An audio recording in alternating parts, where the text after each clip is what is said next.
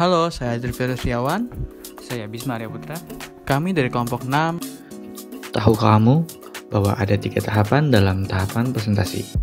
Yang pertama adalah tahap perencanaan, yang kedua ada tahap persiapan, yang ketiga ada tahap presentasi. Nah, sekarang kita masuk ke dalam tahapan perencanaan. Nah, pada tahap perencanaan ini penting karena pada tahap perencanaan kita mempelajari bagaimana karakteristik dari audiens dan juga dengan apa yang akan kita sampaikan, dan yang terakhir dan tidak kalah penting ialah strategi apa yang akan kita gunakan. Sebelum masuk ke pembahasan utama, kita ulas dulu bagaimana tujuan pembelajaran dari video kali ini. Yang pertama ialah memahami tahapan membuat media presentasi yang efektif, dan juga kita dapat menggunakan presentasi sesuai dengan karakteristik dari audiens. Nah, bahasan-bahasan yang akan dibahas pada presentasi kali ini ada audiens, objektif, konten, dan juga strategi. Nah, kita akan masuk ke dalam pembahasan yang pertama nih. Ada audiens. Memahami karakteristik audiens dapat membantu kita dalam menyampaikan presentasi yang lebih efektif dan juga dapat menggunakan nada yang sesuai dengan audiens yang kita tuju. Nah, penting sekali nih untuk kita mengetahui siapa audiens kita, karena kita perlu tahu seberapa besar kelompoknya, berapa usia mereka, apa latar belakang pendidikan mereka, karena kita harus menyesuaikan topik yang kita sampaikan sesuai dengan pengetahuan dan juga keterampilan yang mereka miliki. Oke, selanjutnya pembahasan yang kedua ada objektif atau tujuan. Nah, dalam objektif atau tujuan ini terdapat 3 kategori utama nih. Yang pertama ada kategori kognitif, kemudian afektif, dan juga psikomotor. Nah, kategori kognitif ini kategori yang meliputi perkembangan dari kemampuan berpikir audiens, seperti kemampuan mempelajari matematika, membaca, menulis, menganalisis masalah, atau membuat keputusan. Selanjutnya, kategori afektif nih. Nah, kategori afektif ini meliputi perkembangan sikap, nilai, dan perasaan dari audiens, seperti mengembangkan minat terhadap suatu bidang, membangun empati terhadap orang lain, atau mengendalikan emosi dari diri mereka sendiri. Selanjutnya, kategori yang ketiga ini ada psikomotor, yaitu meliputi perkembangan keterampilan motorik dari audiens, yaitu seperti berjalan, berlari, memanjat, menulis, menggambar, bermain dengan alat musik, ataupun melakukan aktivitas fisik lainnya. Oke, selanjutnya masuk ke dalam konten. Nah, konten yang baik itu konten yang relevan, akurat, terstruktur, dan mudah dipahami oleh audiens. Nah, jika kita mengetahui karakteristik dari audiens itu, maka kita akan mudah menentukan konten apa yang akan kita muat.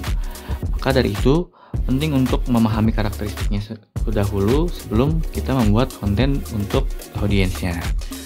Nah, selanjutnya pembahasan yang terakhir nih, atau strategi.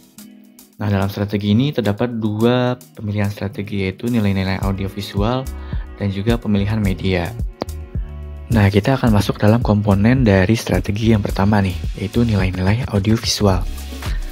Nah, dalam menggunakan nilai-nilai audiovisual di presentasi, membuat kita dapat memiliki keuntungan nih. Nah, beberapa keuntungannya yaitu yang pertama, ada audiovisual dapat menarik perhatian audiens.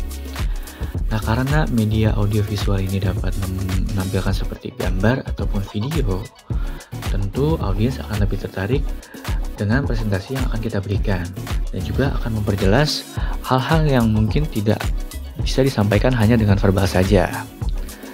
Selanjutnya, media audiovisual dapat mempresentasikan hal yang lebih jelas. Nah, seperti yang sudah dibahas sebelumnya nih, dengan gambar atau video tentu akan lebih memperjelas dari penyampaian presentasi. Selanjutnya, media audiovisual dapat membentuk informasi yang lebih mudah diakses dan dipahami. Nah, karena media audiovisual ini dapat mengatasi keterbatasan ukuran, waktu, jarak, dan ruang, sehingga media audiovisual itu membantu untuk membentuk informasi yang lebih mudah diakses dan juga dipahami. Selanjutnya, media audiovisual dapat membantu audiens untuk mengingat lebih lama. Nah, karena media audiovisual ini menampilkan tidak hanya dengan tulisan ataupun hanya dengan gambar, tapi dengan gambar dan juga lisan ya, sehingga audiens dapat lebih lama mengingat materi yang telah disampaikan. Nah, selanjutnya kita masuk ke dalam komponen dari strategi selanjutnya nih, yang kedua, yaitu pemilihan media. Dalam memilih media, kita harus menyesuaikan dengan seperti apa karakteristik dari audiens, seperti apa presentasi yang akan kita sampaikan. Nah, beberapa media yang biasa digunakan yaitu adalah, pertama ada flip chart. Nah, penggunaan flip chart ini digunakan karena flip chart itu lebih fleksibel dalam menyampaikan pesan, karena bisa dibawa kemana-mana dan juga bisa ditaruh di mana saja. Nah, selanjutnya ada slide. Nah, dengan slide ini biasanya orang dapat menampilkan gambar ataupun video sehingga dapat memperjelas materi yang akan disampaikan. Selanjutnya multimedia. Nah, dalam multimedia ini biasanya digunakan karena multimedia ini dapat mencakup beberapa media lain seperti audio, video, maupun gambar secara berbarengan sehingga dapat membantu memperjelas materi yang akan disampaikan. Jadi, kira-kira begitulah hal yang harus direncanakan sebelum kita membuat presentasi. Hal tersebut harus dilakukan dan juga dicermati agar presentasi yang kita buat bisa menjadi lebih maksimal dan materi yang kita buat dapat dipahami oleh audiens semuanya. Terima kasih, sekian dari kami. Kurang lebihnya mohon maaf. Assalamualaikum warahmatullahi wabarakatuh.